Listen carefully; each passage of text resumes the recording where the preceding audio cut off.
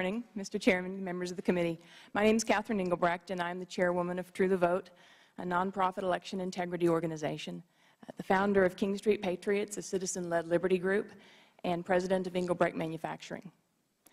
Thank you for this opportunity to share my story with you today, though at the outset it must be said that it is a story with a central theme that is shared by countless thousands of other Americans who have not yet been heard from, though I pray that they will be.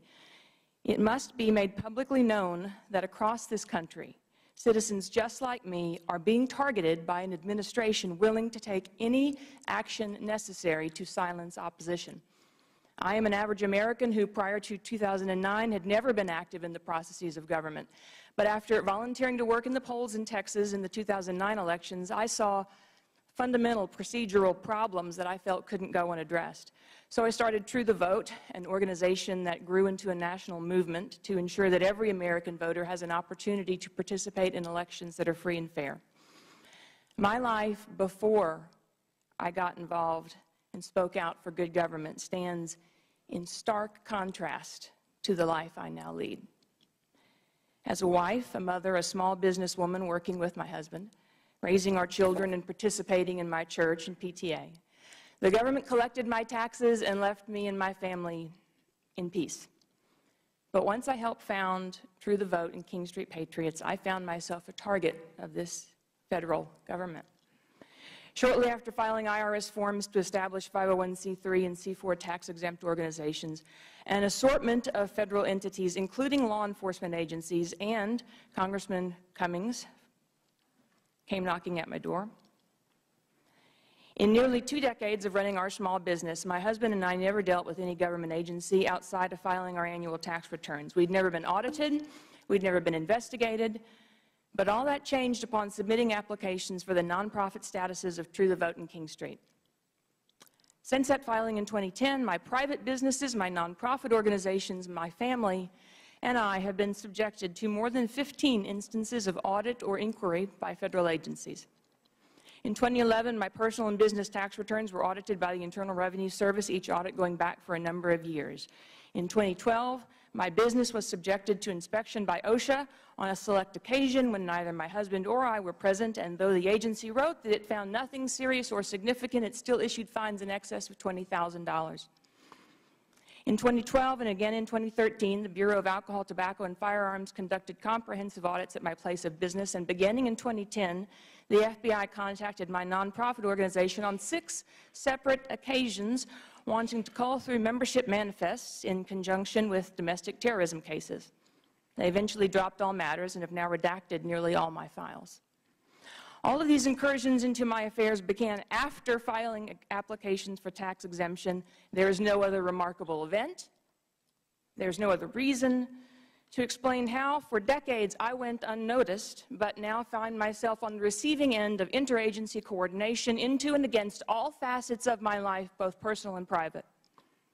Bear in mind, distinguished ladies and gentlemen of this subcommittee, these events were occurring while the IRS was subjecting me to multiple rounds of abusive inquiries with requests to provide every Facebook and Twitter I'd ever posted, questions about my political aspirations, and demands to know the names of groups that I'd spoken with, the content of what I'd said, and everywhere I intended to speak in the coming year. The answers to these sorts of questions are not of interest to the typical IRS analyst, but they are certainly of interest to a political machine that would put its own survival against the civil liberties of a private citizen. This government attacked me because of my political beliefs, but I refuse to be cast as a victim.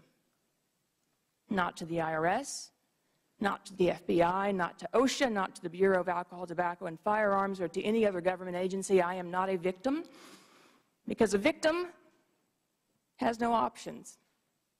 I do have options, and I intend to use them to the fullest extent of my capabilities. As an American citizen, I am part of a country that still believes in freedom of speech, and so I will continue to speak out. Here in Congress and all across this country, I will continue to press in every legal way possible, as I did by filing suit against the Internal Revenue Service.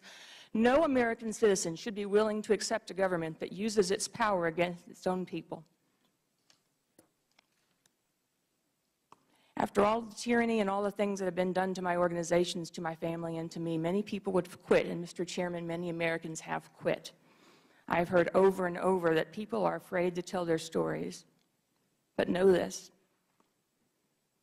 My experience at the hands of this government in the last 5 years have made me more determined ever than before to stand before you and to all of America and say that I will not retreat, I will not surrender, I will not be intimidated, and I will not ask for permission to exercise my constitutional rights. I come before you today, Mr. Chairman, on behalf of Americans just like me, asking for a solution to end this ugly chapter of political intimidation. There was a time when people of goodwill were encouraged to participate in the processes of government, not targeted because of it. I applaud your request of the Internal Revenue Service to withdraw a proposed regulation limiting political speech by nonprofit organizations. That action should be taken quickly and without fail, because if it is not, it will effectively codify into law the very thing that brings me here today. If those regulations pass, nonprofit organizations across the country will be destroyed. No American, regardless of their political affiliation, should support the silencing of political speech.